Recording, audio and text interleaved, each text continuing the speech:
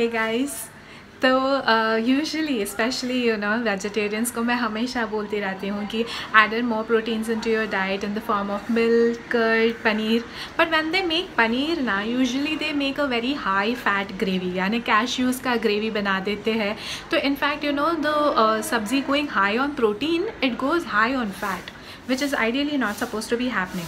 तो मैंने अभी जो आपको रेसिपी बता रही हूँ ना, पनीर मक्खन वाला, is gravy made with tomatoes and onions. It's not high on fat at all. ठीक है, so you need to give that a try and it taste is really amazing. Basically वो जो मैंने पेस्ट बनाया है the curry, it can be a base for any sabzi. उसमें आप vegetables भी डाल सकते हो and any mix of vegetables, यानी कि कैरेट्स हो गया, बीन्स हो गया, कैप्सिकम्स हो गया, you can add that also along with the paneer. But I frankly like only paneer and I have added good amount of paneer. Homemade paneer था एंड मैंने ग्रेवी में भी उसका पनीर का जो पानी बनता है वो मैंने ग्रेवी में ही डाल दिया था. उससे ही मैंने आटा भी भून लिया था, so that the water does not go waste. My roti also became protein rich and the sabzi also. So go give it a try. Bye.